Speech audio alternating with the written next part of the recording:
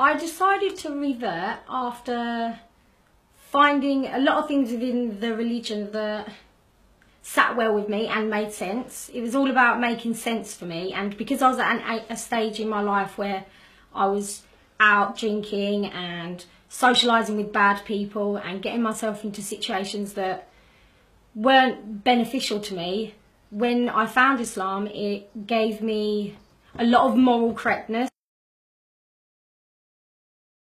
People were thinking of it as such a terrible thing, you know. The media was portraying Islam because of the terrorist events, the so-called terrorist events that had happened. People were very wary of Muslims. So initially, when I told my family, they didn't really understand it. They didn't think that I would go to something that had been tarnished in such a bad way. So when I told them, it was quite a shock for them, and something that took some years for them to get used to. But as time went on and they saw that obviously Islam wasn't as it was being portrayed, and that it had made me a better person through making that choice, they seemed to come around to it and just get used to the decisions that I'd made.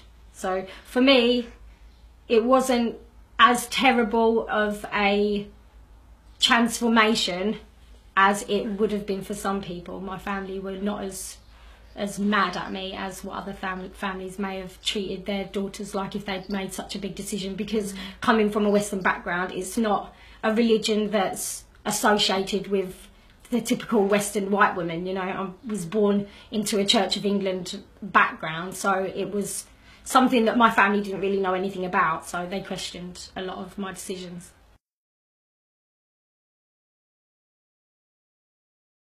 I don't think you can ever really prepare yourself, because there's been times where I'm out with my family and they'll notice people looking at me in a different way, or they'll notice people staring at me, and for them it's something that they notice. For me, I don't, so I just go on about my daily life and it's something I'm used to, whereas for them it's something that they feel quite strongly about, that why I would put myself out there to be a victim. But I think because I'm a confident person anyway, it didn't really faze me. I felt, you know, this is what I want to do, this is what makes me happy, and I feel ready for it. Because when you come to Islam and you learn all of the amazing things that you learn, you feel like a different person outside when you're on the street. So you don't feel like you fit into that same bubble anymore, because you realise that the things that you used to do, so going out clubbing, and I don't judge anybody for doing that, but these things never brought me any benefit. So when I was out and around other people, I felt like it's okay for them to look at me in a bad way, or to question me, or to say bad things, because I didn't feel like I was one of them anyway. So for me, it was all about a confidence thing, and I managed to just shake it off. And I think it made me a much stronger person, because I stuck up for something that I believed in, regardless of what people around me thought. So. No, I haven't. Islam was actually something that I only learnt about 6-7 years ago. Prior to that, I didn't have any knowledge of any religion. I grew up in a Western family, so we knew about the Bible, and we did Christingles at school, and we knew about church on Sundays, but I didn't have a religious background. So Islam was something I found when I moved away from my home area, and I moved up north, and it's a very multicultural place, so there's lots of different people from all over the world practicing many different religions. And so that was when I found out a bit about Islam, but prior to that I had no interest in religion whatsoever.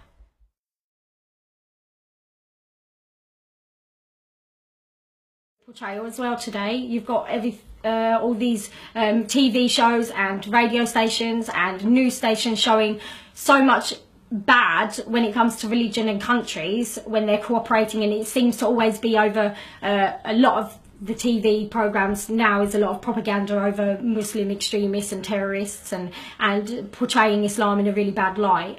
But in general, I think that if people were to not practice any religions at all, I think that there's many people out there that would say, oh, that's better because religion is what causes animosity. You've got the terrorists and they want to impose Sharia law on people and bring it over to England.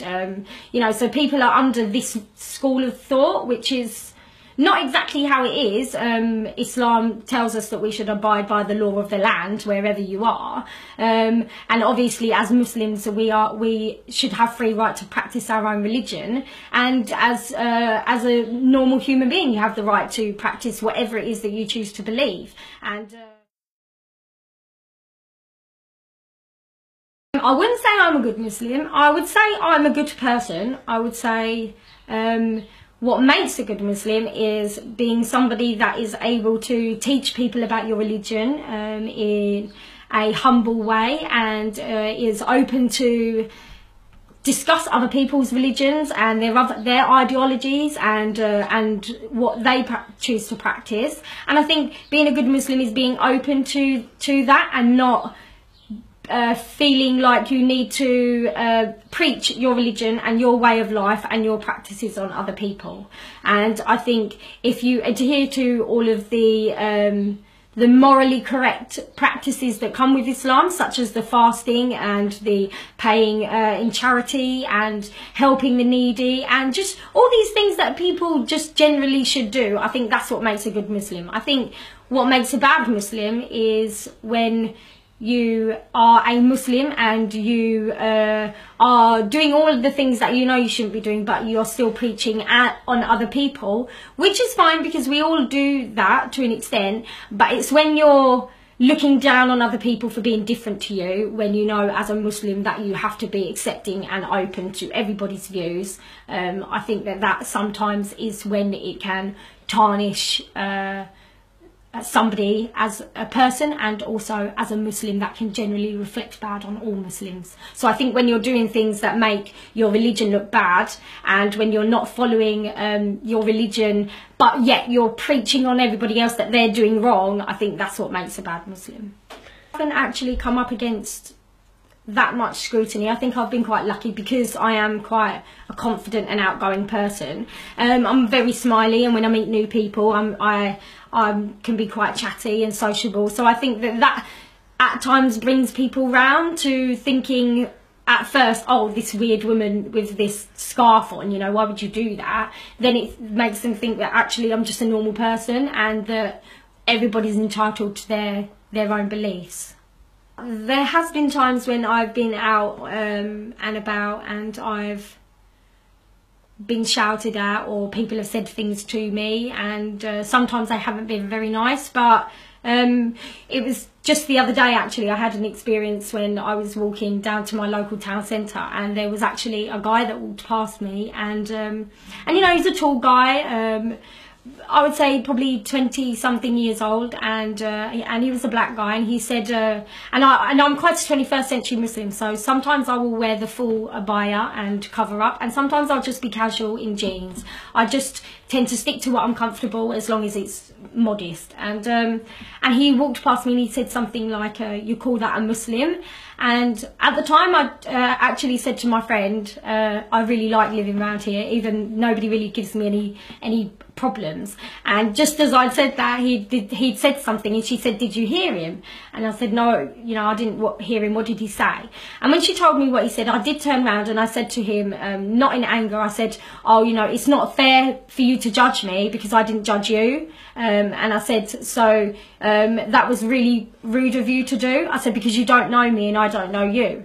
From a bad situation, often if you treat it in the most pleasant of ways, the outcome can be really something quite amazing. And so for me, when I'm faced with animosity from non-Muslims, or even sometimes from Muslims, because I've come to the religion and some people don't look at me as a proper Muslim, you know, you do get that too. I face animosity from other Muslims too.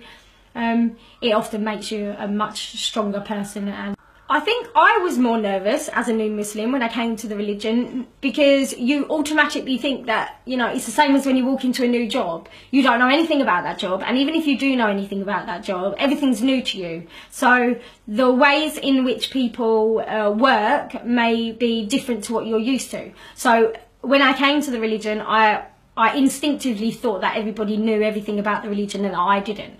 So whenever people would address me and say Assalamu alaikum, which is the Muslim greeting, and it translates to peace be upon you, I would be very nervous and edgy to say it back in case I sounded funny when I was saying it, or in case I didn't really say it right and they had a little giggle. And the ways in which Muslims greet each other and things like that just come naturally, and as you learn more you become more confident with it, but instinctively you do naturally think that everybody knows everything about Islam. When it comes to learning the Quran, I can read a transliteration and I can understand the meaning behind it, but unless I actually learn that language and know that language and then pick up that book, I'm still not going to be able to make the same amount of sense out of it as somebody who speaks that language or can read that language. A really wonderful lady that was teaching me, and it was amazing, and there was a few things that I taught my daughter. So it's just like anything, practice makes perfect, but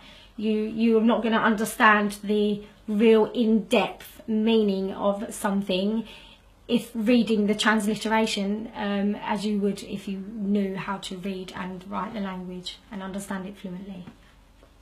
I live in a predominantly non-Muslim town, and we don't have very many mosques and, you know, big grand mosques and a massive Muslim community. I think that it's a really good chance for me as a revert to Islam to teach people and show people that we as Muslims are not what we are portrayed as on TV to be, and that we are just normal people, and that we just live our lives in the same way as other people do. You know, we might pray 5 times a day and we might eat halal meat, but I still wake up at 8 o'clock in the morning and I still take my daughter to school, and I still make terrorist attacks and media propaganda. Not only has it scared people, but I also think that it's made them very curious to learn about Islam, and all across the world people are non-Muslims are wanting to find out a bit more about it and wanting to understand it a lot more. So my mum's side of the family didn't know anything about Islam until I taught them, and my dad's side of the family, you know, they're very anti-Islam, they're very anti-religion, I think, and so for them they will always have a negative judgment of me. And don't feel under pressure by anyone or anything. I would say be strong, and don't feel like because you want to fully commit to and put yourself into something wholeheartedly that you have to adhere to what other Muslims are telling you. Don't feel like you have to be putting a scarf on. Don't feel like you have to be cutting away all of your friends. Don't, you know, unless they are bad for you anyway. Don't feel like you have to be pressured into knowing how to correctly say greet another Muslim, or just take your time with it and research lots and lots about Islam, because really it is such a beautiful, humbling religion, and it's done so much for me as a person. I'm used to be very boisterous and very fiery, and I didn't really have any understanding of the world, and so religion, Islam, for me has been something that has had a really positive effect on me, but that's not to say that it was easy. When you are born into a different background and you know something completely different, when you change or when you revert or convert to a religion that you know nothing about, you often think that you have to rush 100 miles an hour and you have to be able to pray and do everything all at once. And it's not true. You should just, because what happens is when you throw yourself into something and you want to give everything your all, just for the sake of other people or just for the sake of looking like a Muslim, tend to fall back into that same trap, and it can happen very quickly because everything is still new and very fresh. So it's happened to me where I put my scarf on and you know, 6 months later I've gone, no, I can't do this anymore, I'm taking it off, because it's been a battle between my former self and the person that I want to be, and the person that I'm growing into.